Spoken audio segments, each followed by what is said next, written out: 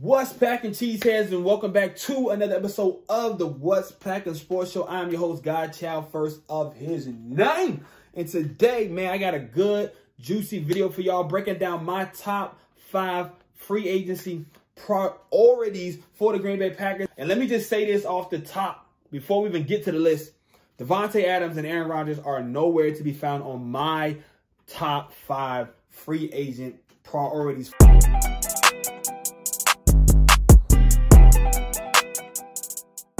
So let's dive right into it with no further ado now that I dropped that bombshell on you guys. Number 1 on the list, Devondre Campbell. I think this is the most obvious choice to me. Devondre Campbell, he's 28 years old, so he's still probably got a good number, maybe 3 or 4 years at his prime. He's very durable. He played 91% of the snaps for the Packers. I mean, and they're projecting PFF that he can sign like a 2-year, $13 million deal, 6.5 per, $8 million guarantee. And I honestly think that that's very, very like low. And I think he could definitely command more than that in free agency, maybe a 3-year, $20-something million deal. Who knows? But if the Packers could sign him for that, that would be a freaking steal. He's solidified, and honestly, more than just solidified, he validated this defense up front. Defense wins championships. And the way that this offense has performed in the biggest moments on the biggest stages in the past 3 years, it has not got it done. So it's time for the Packers to rebrand from a finesse offense first team with a bend but don't break defense to a hard-nosed, ground and pound, creative offense that runs lots of different ways, throws off play action, getting the quarterback out on the boot action, and really prides themselves on playing physical defense, dominating the line of scrimmage, getting turnovers, and just shutting guys down. My second priority for the Green Bay Packers would be Rasul Douglas, and this is a no-brainer too, honestly.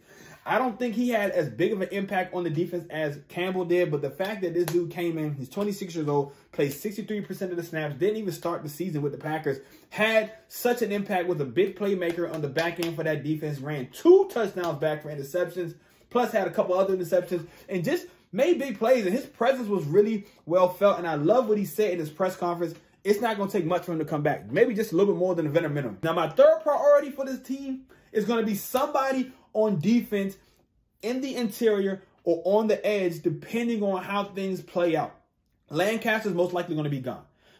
Kenny Clark is a stud. We all know that. But if you want to have an elite front 7, an elite front 4, an elite pass rush, you got to be able to keep guys fresh.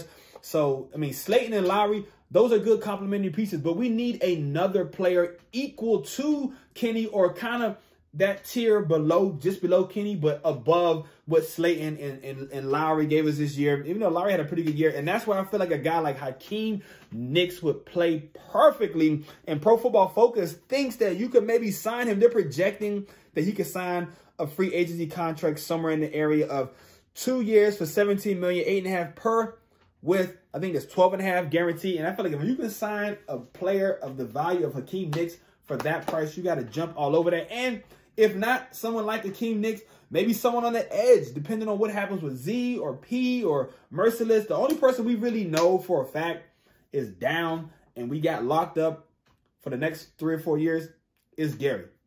So, got to keep that rotation fresh. So someone in the interior or on the edge would be my third priority for them. And my fourth priority is no one specific, but just in general, they got to find a tight end or receiver, some sort of weapon that they can add to this offense. Because like I said, I think Devontae is going to be gone. I think MVS is going to be gone. I think St. Brown is going to be, St. Brown's under contract. I think Randall is going to be gone. So really, you're going to just have St. Brown. And so like you got to bring in someone like maybe or Cordero Patterson, or Christian Kirk, or Michael Gallup, or even maybe a top-tier guy like Allen Robinson or Mike Williams, even though Mike Williams, he has injury concerns, and I don't like bringing in guys with injury concerns, but those other guys I named, I think will be beautiful in this offense. But, man, Cordero Patterson in this Packers offense, running those jet sweeps, lining up in the backfield, going out for passes, playing special teams. I mean, he's a kick returner, punt returner. He does it all. And I would love to see a guy like that on the Packers. Now, the reason why I put tight end in there is because I don't think Daphne or DeGuara are the answers or the stars that you kind of want them to be. I think they're rotational guys. I think they're nice piece guys. I think they're guys that could probably contribute more on special teams and give you a little something on offense. But to me, you need a playmaker. And I don't know if Tanyan, who is an unrestricted free agent. I don't know if it's guaranteed he comes back to Green Bay. Somebody might really like him and give him a little bit more money than Green Bay is willing to give him. Or maybe the Packers do make a good offer for him and bring him back. But they're going to need a weapon if Adams and MVS are going to be gone. You're going to need a bona fide weapon to come in here and be versatile. But that leads to my fifth priority, and that is signing Allen Lazard. Look, he's young, but you developed him. I think Lazard, a 26-year-old restricted free agent, which means the Packers have the opportunity to match any deal that anybody makes for him. He is somebody that you got to bring back. I think Lazard is a legitimate number 2, and I think if Rodgers throw the ball to the open man and spread the ball around like he used to in 09 and 2010 and 2011, Lazard could be a major household name. He stamped them a couple years ago in Detroit and was like, yo, put that kid in the game, and now he's kind of like neglecting him in the offense. So I don't really know what's going on there, but I think Lazard is a guy that they should bring back. So those are my top 5 free agency priorities for the Green Bay Packers. Like I said, no Aaron Rodgers, no Davante Adams in sight. I want those guys off my team because I've seen enough.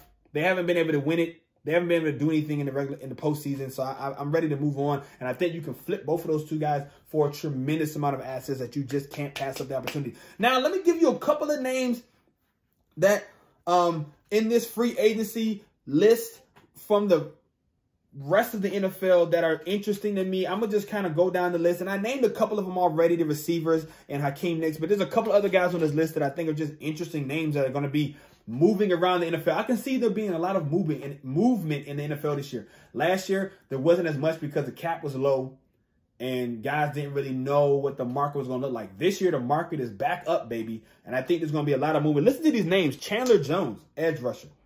J.C. Jackson, cornerback. Von Miller. Jesse Bates III. Stephon Gilmore.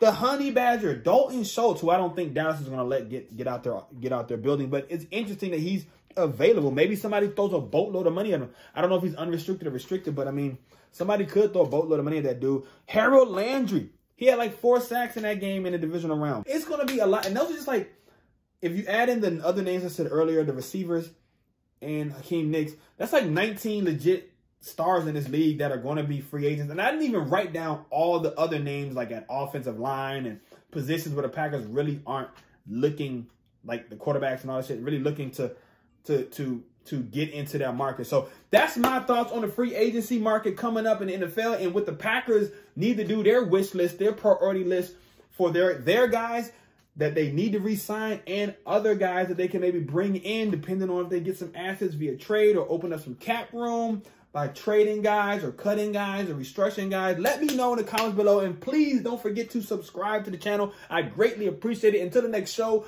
go Pack, go. And remember, the Bears still suck.